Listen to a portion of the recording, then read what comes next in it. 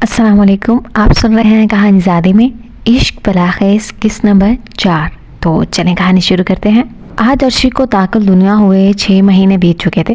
اس کا کھانا اس کے کمرے میں پہنچا دیا جاتا تھا۔ عرشی کا سبق ختم ہو چکا تھا اور اسے نظر آنے والے خواب بھی اب بند ہو چکے تھے۔ آخری خواب میں اس نے مائی بختوں کو دیکھا جو مسکرا کر اسے شفقت سے دیکھ رہی تھی اور کہہ رہی تھی، شکر الحمدللہ، تم نے سارا سبق مکمل کر لیا۔ تم اب اس قابل ہو کہ اس سے لڑ سکو۔ جاؤ، ڈرنا مت، خدا تمہارے ساتھ ہے اور میری دعائیں بھی۔ عرشی کا دل آج اتنے عرصے بعد پھر سے نوید سے ملنے کے لیے بےتاب ہونے لگا۔ وہ اپنے کمرے سے نکلی اور اپنی ماں کے کمرے کی طرف بڑھنے لگی۔ امی، آج میرا کہیں جانے کو دل چاہ رہا ہے، کیوں نہ آنٹی لوگوں کے گھر چلیں؟ کیوں نہیں بیٹا، ضرور، میں تو دل سے چاہتی تھی کہ تم اس کوٹری سے کبھی باہر بھی نکلو۔ امی نے اس کے کمرے کی طرف اشارہ کرتے ہوئے کہا۔ اچھا امی، میں تیار ہو جاؤں۔ اور عرشی اپنے کمرے میں جا کر تیار ہونے لگی۔ ٹھیک شام 6 بجے وہ لوگ نوید کے گھر پہنچے اور سب ان سے مل کر بہت خوش ہوئے، لیکن عرشی کی نظریں جسے تلاش کر رہی تھی وہ اسے ابھی بھی نظر نہیں آ رہا تھا۔ آنٹی، وہ نوید کہاں ہے؟ عرشی نے دانستہ پوچھا۔ بیٹا، وہ اپنے کمرے میں ہے، سارا دن وہیں قید رہتا ہے، ہم تو بہت پریشان ہیں اس کی وجہ سے، تم ذرا جا کر اسے بلا لاؤ، آنٹی نے کہا۔ جی اچھا آنٹی، اور عرشی اٹھ کر چلی گئی۔ نوید کے کمرے کی لائٹ آف تھی۔ عرشی نے دروازے پر ہاتھ رکھا ہی تھا کہ اس کے کانوں میں مائی بختوں کی آواز آئی۔ پہلے دن کا سبق 3 بار پڑھ کر خود پر پھونک لو، پھر اندر جانا۔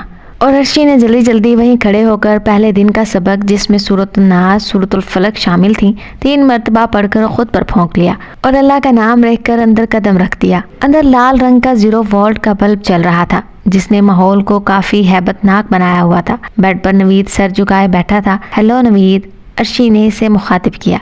جواب میں نوید نے سر اٹھا کر اس کی طرف دیکھا۔ اف خدایا، نوید کا چہرہ اس قدر خوفناک ہو گیا تھا کہ عرشی کام کر رہ گئی۔ اس کی آنکھیں انگاروں کی طرح دہک رہی تھیں اور وہ عرشی کو قہر برساتی نظروں سے دیکھ رہا تھا۔ تو کیوں آئی ہے یہاں؟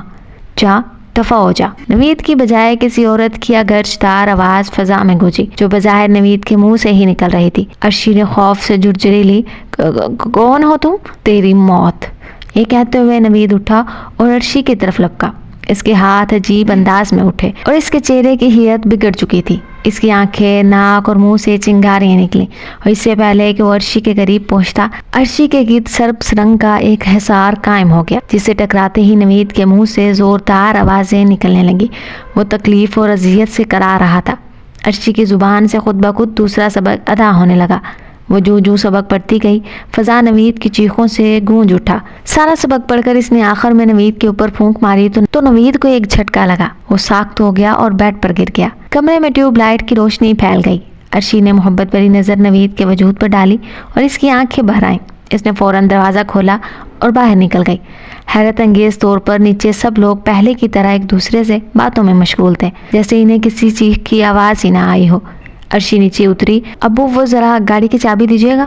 اس کی آواز پر سب چونکے۔ کیوں بیٹا، خیریت؟ ابو نے پوچھا۔ جی ابو، خیریت ہے، وہ بس میری سہیلی کا فون آیا تھا، میں ابھی اس سے مل کر آتی ہوں، ضروری کام ہے اس کا۔ بیٹا اس وقت؟ کل چلی جانا۔ نہیں ابو، ابھی ضروری ہے، پلیز۔ عرشی نے ضد کر لی۔ اچھا لو، لیکن جلدی آنا۔ اور عرشی چابی لے کر باہر چلی گئی جبکہ وہ لوگ دوبارہ باتیں کرنے لگے۔ عرشی گاڑی تیزی سے چلا رہی تھی، اسے فوراً گاؤں پہنچنا تھا۔ اس وقت رات کے 8 بج رہے تھے۔ سردیوں کا موسم تھا، اس لیے سڑکیں ویران تھیں اور ہر طرف گہری خاموشی اور سناٹے کا راج تھا، لیکن عرشی کو ذرا برابر بھی ڈر محسوس نہیں ہوا کیونکہ وہ لگاتار کلام الہی کا ورد کر رہی تھی۔ اس کی پیشانی پر پسینے کے قطرے نمایاں تھے۔ اسے گاؤں پہنچنے کی جلدی تھی۔ وہ بار بار گاڑی میں نصب گھڑی پر نظر ڈال لیتی۔ اسے فکر تھی کہ اس بات کی کہ کہیں اسے پہنچنے میں دیر نہ ہو جائے۔ وہ گاؤں 9:30 پر پہنچ گئی۔ اس نے اپنی زندگی کی تیز ترین ڈرائیونگ کی تھی، لیکن خدا کی مدد سے وہ صحیح سلامت گاؤں پہنچ گئی۔ گاؤں میں ہر طرف گھپت اندھیرا چھایا ہوا تھا، ہر طرف ویرانی اور خاموشی تھی۔ تمام لوگ اپنے اپنے گھروں میں بستروں میں دبے ہوئے تھے۔